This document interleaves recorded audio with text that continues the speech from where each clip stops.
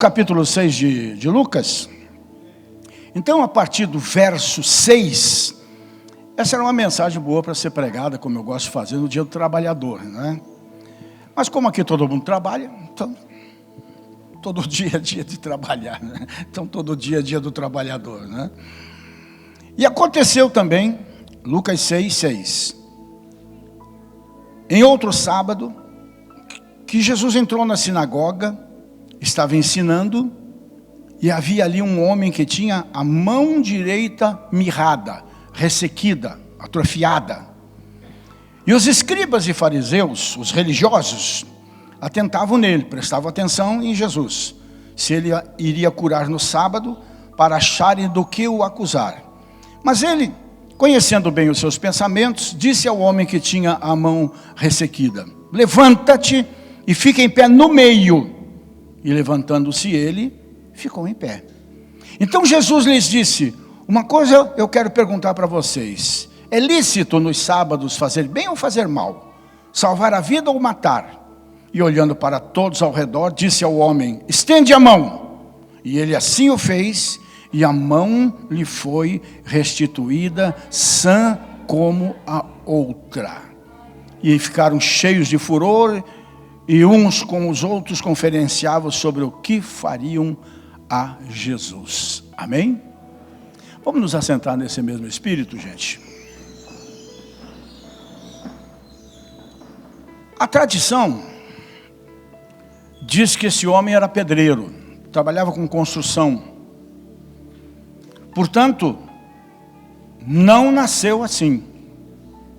Algum problema degenerativo atacou justamente a sua maior arma de trabalho, ferramenta de trabalho, que era a sua mão direita. Em outras palavras, desequilibrou completamente a vida dele. E por consequência, podemos acreditar que a sua família também foi, de uma certa forma, desestruturada, né? E o texto ainda, se a gente for, porque Mateus, Lucas e Marcos são os três evangelhos que contam esse episódio. E lá em Mateus diz que Jesus ainda saiu dali, porque viu que os religiosos, né, os falsos santos, queriam destruí-lo antes do tempo, vamos assim dizer. Então ele saiu dali, e quando ele saiu dali, uma multidão o seguiu. E o texto diz: e Jesus curou a todos. Não um ou dois. Curou todos os que estavam doentes e que foram atrás dele, porque a cura do homem dentro da sinagoga, imediatamente foi um rastilho de pólvora, né? Já se espalhou rapidamente. Então, nesse trecho do Evangelho de Lucas, nós vemos dessa forma como lemos, o registro da cura desse homem da mão ressequida. E como toda a Bíblia, os exemplos, os ensinamentos, o aproveitamento que nós temos de qualquer episódio, qualquer versículo, ele é múltiplo. Não à toa se diz que a Bíblia é a resposta para todos os momentos da vida. Então, essa passagem mostra, por exemplo, que é possível que uma pessoa vá para uma igreja com motivações completamente erradas. O homem da mão mirrada estava lá no meio da multidão, procurando não aparecer, escondendo a sua mão, né? Os escribas e os fariseus, os religiosos, os falsos santos, os críticos, estavam lá para censurar, para apontar o erro de quem quer que fosse, no caso aqui especificamente de Jesus. E a atitude de Jesus em relação ao homem da mão atrofiada foi de compaixão. Sofreu junto com aquele homem. Compaixão é isso, não é sentir dó, pena, é sofrer junto, né? Mas sua reação aos escribas, aos fariseus, os falsos santos, foi de indignação como está escrito lá em Mateus. Ele ficou indignado com aqueles homens. E então a gente vê duas coisas. O doente saiu da sinagoga completamente curado. E os escribas e fariseus saíram ainda mais endurecidos no seu coração. Coisas exatamente opostas, né? Por isso que eu falei que tem gente que vai para a igreja com motivações muitas vezes completamente erradas. E a forma, aí que eu quero entrar na mensagem, lembrando sempre lá de Isaías, capítulo 53, que diz que pelas suas feridas nós fomos sarados, o castigo que nos traz a paz estava sobre ele. A forma como Jesus curou esse homem, ela é aquilo que a gente diz pedagógica. Aprendemos aqui várias lições, mas vamos nos deter em 3 lições fundamentais para a gente vencer os nossos conflitos mais íntimos e para encontrarmos a cura para os nossos complexos, para os nossos traumas, para as doenças que querem destruir o nosso organismo. Porque a cura de Jesus, gente, ela é ampla, geral e irrestrita. É corpo, alma, espírito. A cura de Jesus é para a família, é para as finanças, é para a traição, é para a ingratidão. A cura de Jesus é completa. Quando a gente fala de cura, quando a gente fala de muita coisa, quando a gente fala, por exemplo, de salvação, textos bíblicos que falam de salvação, ele é muito mais amplo. Tem muito texto, como por exemplo, do carcereiro de Filipos, né? Que quando Paulo diz para o carcereiro, não faça nenhum dano à tua vida, nós estamos aqui. E ele disse, mas o que eu vou fazer? A cadeia está destruída, eu vou pagar o preço. Por causa disso, quem vai acabar morto sou eu. E então ele diz, então, crê no Senhor Jesus Cristo e serás salvo, tu e a tua casa. Vamos falar sério. A última coisa que ele estava pensando ali era em salvação da alma. Ele queria ser salvo da situação que ele estava metido, que ia lhe custar, talvez até a própria vida, não é isso?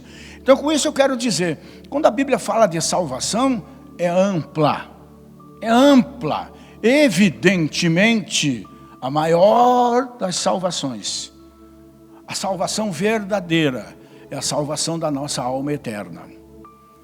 Mas ele também nos tira de todo tipo de enrascada, inclusive as físicas, as mentais, as morais, as espirituais, né? Então a gente aprende aqui, com Jesus, o que é preciso fazer para recebermos uma restauração em qualquer área da nossa vida, dos nossos relacionamentos. E a primeira é essa: não podemos esconder nada, não devemos esconder nada.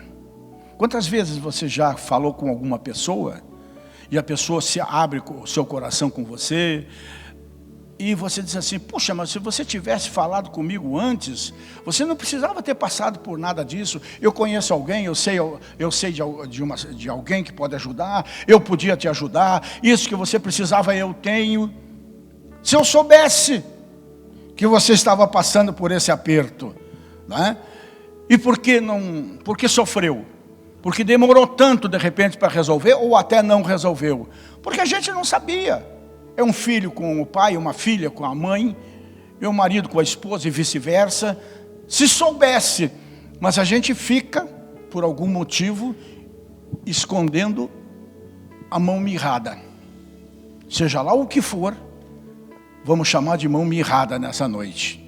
Ficamos escondendo a mão mirrada de vergonha, né? Aquele homem tinha um problema gravíssimo, né? Mão direita, a mão destra foi atacada por qualquer coisa, fungo, vírus. algum processo degenerativo, que a gente conhece tantos, né? E ela foi murchando, secando, virando um peso morto no seu corpo, impossibilitando de trabalhar, de conseguir um emprego, trazendo problemas, conflitos grandes para dentro de casa. O melhor dele, enquanto construtor, enquanto pedreiro, o melhor dele estava mirrado, estava atrofiado, estava sem vida, estava seco. E evidentemente, ele não conseguia disfarçar o seu constrangimento. Por isso vivia se escondendo no meio da multidão. Talvez por causa da sua deficiência física, ele até só tenha recebido zombaria, apelidos maldosos, né? Sofrido humilhações durante todo o tempo da sua vida em que ele ficou com a sua mão ressequida, né? Pode ser que até então só tinha colhido decepções com familiares, com amigos, né? Desprezo por causa da sua deficiência. E evidentemente, uma pessoa assim só pode se sentir rejeitada. Ele se sentia rejeitado. A parte da sociedade vivia com certeza, isso é fácil de deduzir, não é? Vivia cabisbaixo, se enfiava no meio do povo, para se esconder no anonimato, vamos assim dizer, nas sombras, né? E então vem Jesus e entra na vida dele. E eu fico pensando, quantas vezes esse homem deve ter ido à sinagoga, que era dirigida por esse tipo de gente, escribas e fariseus, e nada tinha acontecido na vida dele. E de repente ele entra na sinagoga, e quem é que estava lá? O próprio Senhor Jesus, que fez toda a diferença. Fez toda a diferença, porque Jesus, segundo o texto, estava ali ensinando e observando as pessoas. E viu aquele homem, e como o Senhor sabe de todas as coisas, já imediatamente a vida dele se descortinou aos olhos de Jesus, ao Espírito de Jesus, não é? Então Jesus rompeu esse ciclo de sofrimento na vida desse homem, esse ciclo de fuga, esse ciclo de humilhação, esse ciclo de dor, de vergonha, e disse para ele, como nós lemos no texto aqui: levanta, homem, levanta, como se aqui estivesse ele no meio de vocês, e Jesus aponta para ele e diz: levante, você aí que está com a mão escondida, levanta, rompa com esses embaraços todos na sua vida, saia da caverna, reconheça as suas necessidades, não esconda, declare publicamente se for necessário, não tenha vergonha de você mesmo. Tudo isso está embutido nesse levante-se, porque quando Jesus disse levante-se, evidentemente o colocou no foco de toda a congregação ali reunida. Já não tinha mais como esconder. Então nós entendemos, gente, me lembro que Provérbios 28:13 diz que o que encobre as suas falhas, as suas transgressões, nunca prosperará. Quem esconde os seus defeitos, seus pecados, suas culpas, enfim, seja lá o que for, nunca prosperará. Então o primeiro passo para a cura é o reconhecimento do problema. Não funciona esse tipo dessa falsa fé ou poder do pensamento positivo. Eu não tenho isso, eu não tenho isso, eu não tenho isso, eu não tenho isso, e a doença comendo a pessoa. Não é por aí. Eu tenho isso, e eu sei que o meu Senhor pode me curar. Eu tenho. Como é que eu vou esconder? Estou com problema. Jesus disse que os sãos não precisam de médico. Quem precisa de médico é o doente. E ele se apresenta como médico dos médicos, como médico divino, quando nós o invocamos assim. Na verdade, o que o Senhor estava dizendo é que alguns são doentes mas não têm consciência disso. Esses, eu acho até que estão em pior situação, né? Porque, embora doentes, se recusam a buscar ajuda. Vou até contar um segredinho para vocês aqui. Esses meus 50 anos de ministério, rodando esse Brasil aí, principalmente os tempos que eu fui vice-presidente da igreja no Brasil, que vivia viajando, né? Quem é do mais antigo aí lembra disso. A quantidade de pastores que morreram e não precisavam ter morrido é enorme. É enorme. Porque se recusavam a reconhecer a doença, escondiam a doença da igreja. Então ninguém orava por ele. Mesmo agora nessa fase aí de Covid, a gente sabe de pastores que se foram e a gente nunca soube que ele teve infectado. Nunca pediu oração, a família nunca pediu oração. Escondeu o problema como se fosse pecado, como se isso denegrisse o pastor, o pregador. Daí você me doeu o calo, eu já estou pedindo oração para vocês. Eu sou igual a vocês. É aquilo que eu costumo dizer, né? Eu não sou pastor, eu estou pastor. Eu sou o Rogério Amorim, sim senhor. Preciso de Jesus tanto quanto você. Preciso obedecer a palavra tanto quanto você. Preciso acreditar em cura divina tanto quanto você. Caso contrário, nada vai acontecer para comigo, né? Então, aqui no texto nós vemos fariseus, saduceus, né? Se julgavam santos.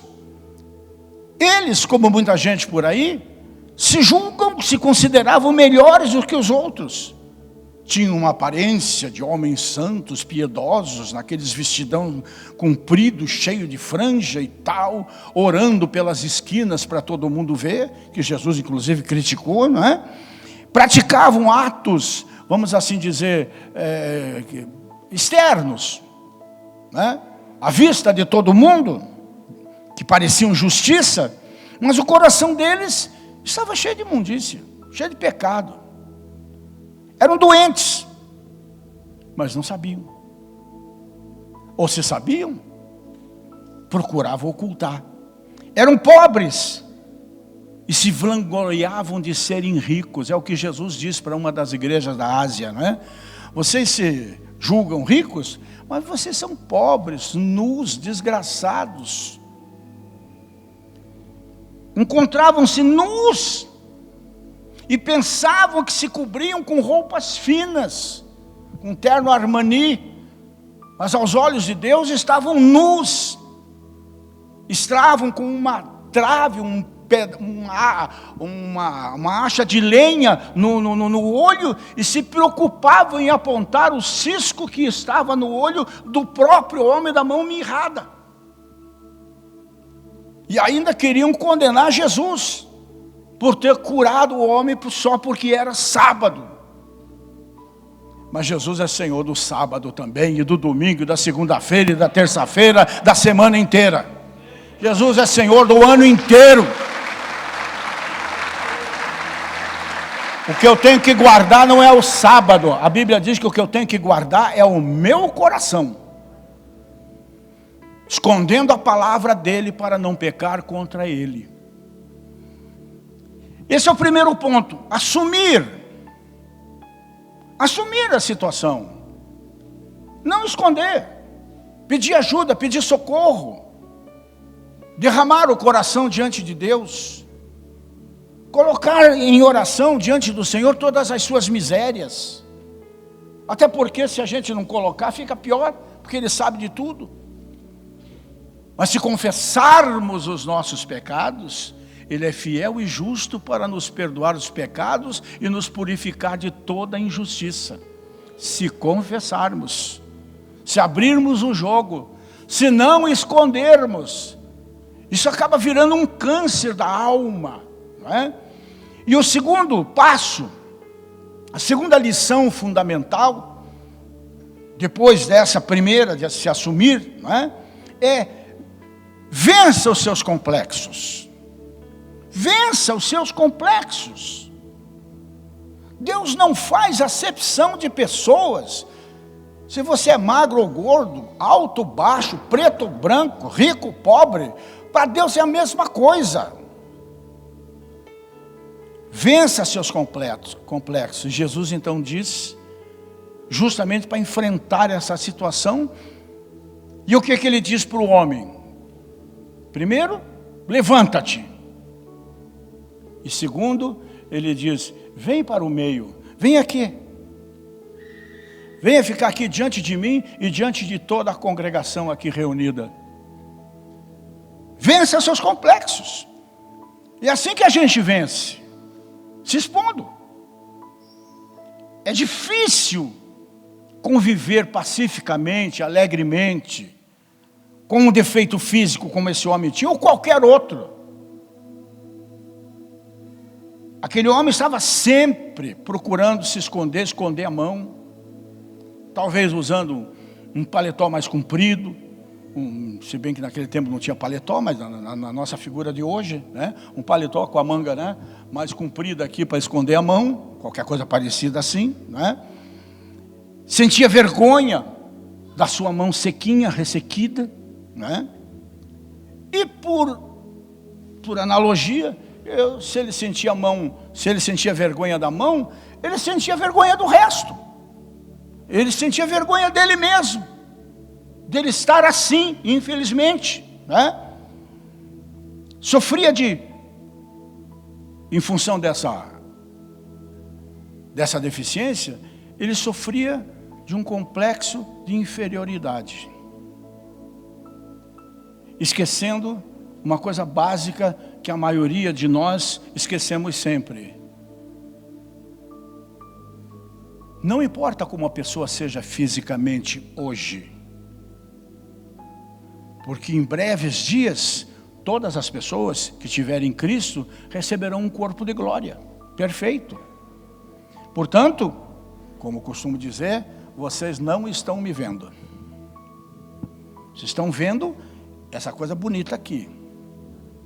Mas eu estou dentro dessa coisa bonita aqui. Pelo menos já foi, né? Tinha cabelo, tinha mais massa muscular, menos barriga. e assim por diante, né?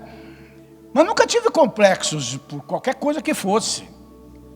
Eu não sou um homem alto, tenho 1,65 m. Também não dá para me chamar de baixinho, mas me chamava de baixinho.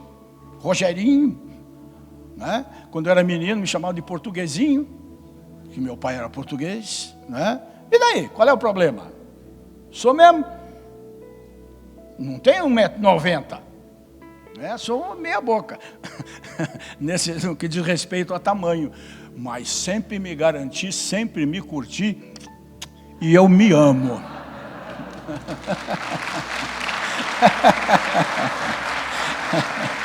É complexo de inferioridade. Tô fora, meu. Sou mais eu. E com Jesus, então, sou maioria absoluta. Sempre. E é assim que nós temos que pensar, encarar a vida e ir para a luta, gente. Não é?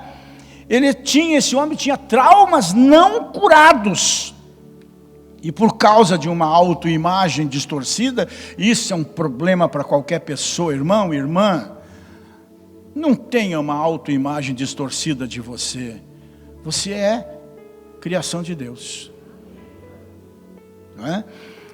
Então ele, por causa dessa autoimagem distorcida, que muita gente tem, infelizmente, lamentavelmente, tristemente, ele vivia se escondendo, mergulhado numa profunda, aquilo que a gente chama de autocomiseração, autopiedade. Ele se sentia mal amado. E é ruim, né? Se sentir mal amado, preterido, rejeitado. Pelos padrões da sociedade, parece que não tinha espaço para ele. Não tinha espaço para ele. Mas Jesus compadeceu-se dele.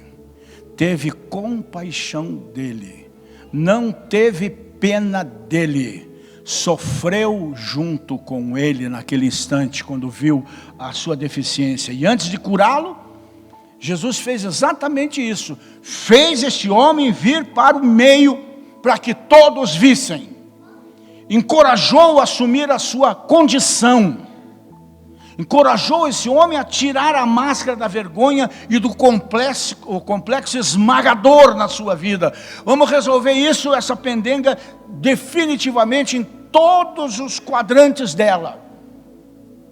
E há muitas pessoas, existem muitas pessoas, que por causa de um defeito físico, sofrem terrivelmente. E não deviam. Não deviam. Ele não é pior nem melhor do que ninguém. A deficiência, que é diabólica, é a de caráter. Essa sim, é só olhar para os políticos do Brasil. São desprezíveis na sua grande maioria, desprezíveis. Nem considero gente, né? Então gente que por causa de um defeito físico, por causa da cor da pele, por causa da altura, por causa da largura, se sentem desprezadas, se sentem diminuídas. Deus abençoe os fofinhos, né? Outras carregam fardos mais pesados ainda, de distúrbios mentais, e são evitadas pela sociedade. O mal do século, a chamada depressão, que faz com que a pessoa pense que está doida, que está morrendo, sente a morte, sente dores, e muitas vezes a família pensa que, desculpa a expressão, que é frescura, e não recebe ajuda. Mas tem que abrir o jogo, tem que abrir o coração, né? Tem aquelas que sofrem de doenças emocionais, trazendo marcas profundas, provocada pelo estresse, pela ansiedade, pela própria depressão, que leva a pessoa aparentemente à loucura, e não é, né? Mas se não tratado convenientemente, se não expuser o seu problema, não estou me sentindo bem, não estou legal, procura um médico. Há um problema muito sério com as pessoas, e a maioria de vocês aqui, se eu aconselhasse, procure um psiquiatra, você não iria. Se eu dissesse, procure um psicólogo, você iria. Se procure um analista, você iria. Procure um psiquiatra. Ô, pastor, não estou louco. Mas o psiquiatra não é para louco. Até é, né? Mas não é exclusivamente para doido varrido. É para quem está enfrentando lutas emocionais, problemas emocionais. Não é pecado tomar remédio, gente. Eu sou pregador de cura divina, vamos orar nesse sentido. Mas se não temos fé para ser curado, vamos se tratar, gente. Não vamos morrer.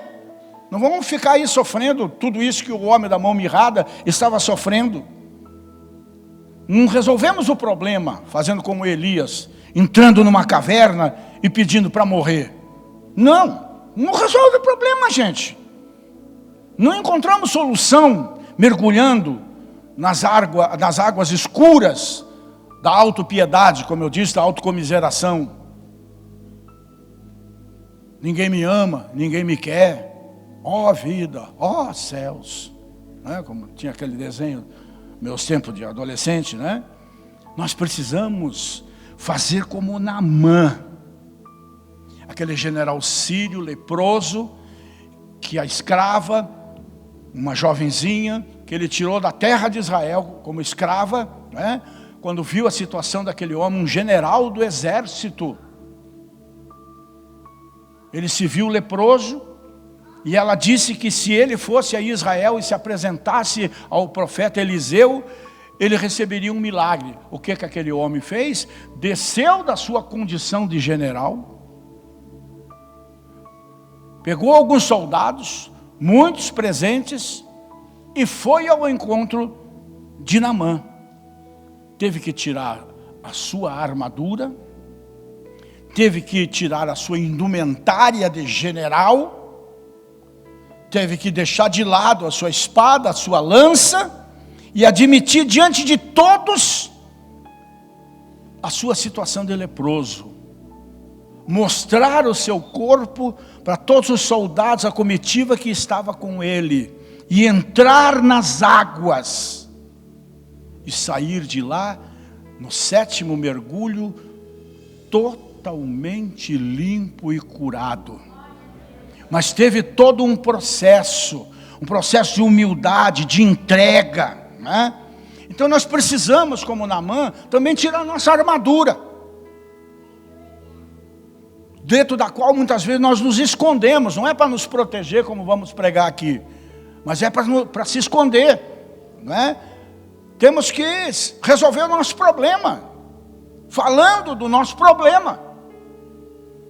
Vencemos nossos complexos, quando a gente não, a gente costuma dizer isso, quando não sublimamos, mas expomos a doença, o problema, a dificuldade, diante de Deus.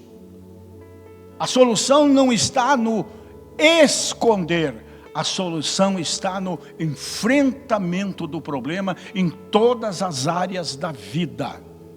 E Deus estará com você. Davi só foi perdoado e curado depois que o seu pecado foi revelado, que o profeta foi lá, Natã, e revelou o seu pecado, que ele tinha mandado matar o Urias, soldado, para ficar com a mulher dele. Pagou o preço depois, mas só foi sarado, só foi libertado ali. E finalmente, para a gente encerrar, o terceiro passo nessa, a terceira lição que nós aprendemos com isso aqui. Aquele homem não podia estender a mão por meio do comando do cérebro.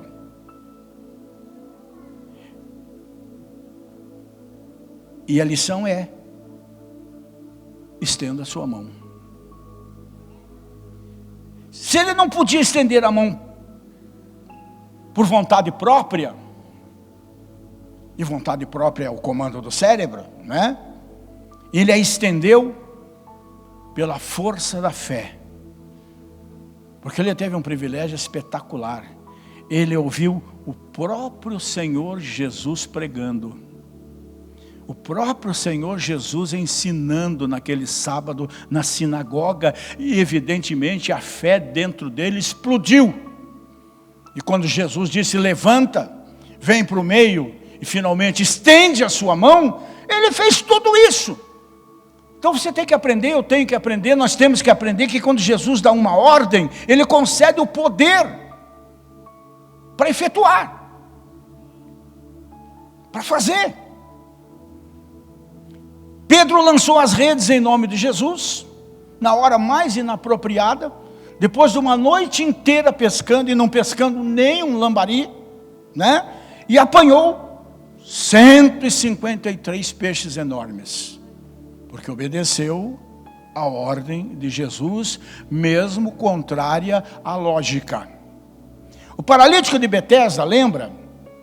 Atrofiado, 38 anos mofando em cima de uma cama, na beira de um lago, esperando por um milagre que diziam que acontecia, porque ele nunca viu. Não dava tempo de chegar no lago, ele era só o primeiro que entrasse no lago quando o anjo, se dizia, né? Essas coisas que tem aí pelo Brasil e pelo mundo aí, dessas romarias, né? Então esse homem ficou 38 anos mofando em cima de uma cama, paralítico. Mas pela palavra de Jesus, ele se pôs de pé e começou a andar. Milagre de verdade. Não crendice, não superstição, não o dizem por aí. Lázaro, mesmo morto, isso é fantástico. Fantástico não, isso é tremendo, isso é sobrenatural. Lázaro, mesmo morto, olha isso, gente, isso é muito forte. Lázaro, mesmo morto, ouviu a voz de Jesus do lado de lá, na porta da sepultura, dizendo para ele: levanta e sai daí. Ouviu e mesmo morto obedeceu. e por isso reviveu. É muito forte isso, gente. Isso transcende o nosso entendimento, né? Transcende o nosso entendimento, mas nos traz uma lição. Qual é a lição? A lição é: a fé obedece. A fé não questiona. A fé simplesmente obedece. O homem estendeu a mão, e quando ele estendeu a mão, ela já estava boa. Já estava totalmente restaurada. E o que eu quero dizer nessa noite é que Jesus não mudou. Você pode ter mudado. O mundo pode ter mudado. Mas Jesus não mudou. Ele continua tendo todo o poder e autoridade para fazer prodígios, milagres e maravilhas, ainda hoje e ainda nesta noite, se você acreditar. Ele pode mudar a tua vida, física, mental, espiritual, emocional, financeira, conjugal, vida de trabalhador, vida de estudante. Ele pode o impossível. Nós temos que entender, e nós precisamos ler Bíblia, por isso, porque a nossa fé sempre será do tamanho do nosso conhecimento bíblico. Nunca esqueça disso, que eu sempre acentuo para vocês. Não há problema insolúvel, não tem causa perdida para Jesus. Ele manda o mar ficar quieto, ele manda o vento parar, ele manda o defunto levantar, ele manda o leproso ficar limpo, ele mandou, o homem estendeu a sua mão e ela foi curada instantaneamente. Amém? Vamos estender a nossa mão nessa noite. Vamos estender a nossa mão nessa noite, porque Jesus ainda está curando. Jesus ainda está libertando os homens dos seus traumas, dos seus problemas espirituais, morais, emocionais. Talvez você esteja com a vida, com os sonhos, os projetos, o casamento, o trabalho, secos, atrofiados, ou quem sabe, seja os seus sentimentos, seu coração, sua alma, que está amargurada, está seca, está atrofiada, ou é seu caráter, a sua personalidade, que pode estar, no termo bíblico, mirrada, né? Diminuída. Pode ser que o seu casamento, seu noivado, seu namoro esteja ressequido. Mas eu quero dizer para você que a obediência à palavra de Deus produz verdadeiras maravilhas. É só confiar, que é mais do que ter fé. Confiar no impossível, porque o nosso Deus é o Deus que torna todas as coisas possíveis, que traz à realidade as coisas inexistentes, e isso pela fé. Isso pela fé. Vença seus traumas, vença seus complexos, vença seus problemas nessa noite. Levante-se, venha para o meio e estenda a sua mão e seja curado. É o convite de Jesus para essa igreja nessa noite. Amém?